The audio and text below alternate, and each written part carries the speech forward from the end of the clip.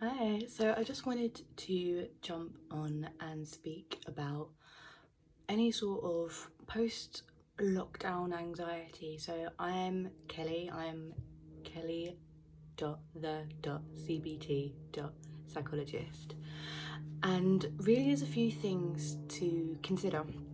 Some of us have been shielding for months, some of us have been working from home, some of us have been furloughed. Our lives have taken an unprecedented turn in the last couple of months, and it's completely normal to feel some sort of anxiety about trying to go back to some sort of normal life. So to really give you some tips to think about things that you could do and how you can manage it. So really just to normalize it and just say that it's okay to feel these feelings. Don't try and shut out your feelings, because as I said, we've all been through something so difficult. So you really want to just feel the feelings, notice the anxiety, don't block it away, and just say that it's okay to feel like this.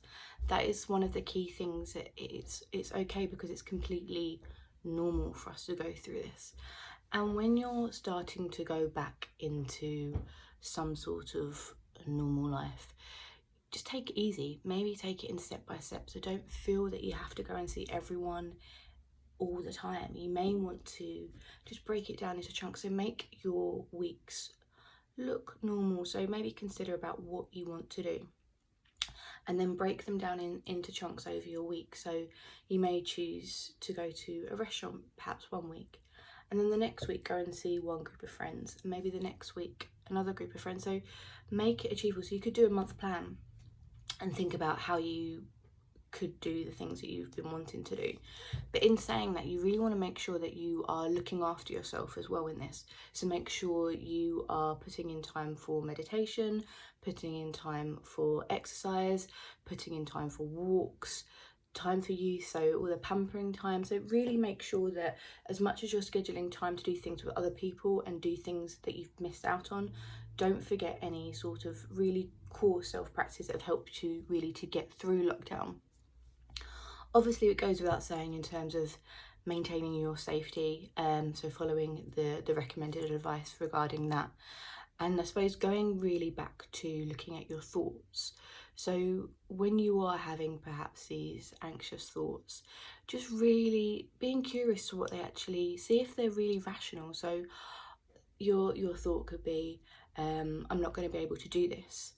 So really looking at, okay, so what's the evidence that you can't do this? So really trying to break down, okay, well, I don't really have any evidence that I can't do it. It's a thought. Okay, so what's the evidence against it? That I've been able to kind of get through the last couple of months really well. I've had my down days, and that's completely fine. And then you want to do an alternative thought, which would be, I may find this difficult, but I know how to get through this.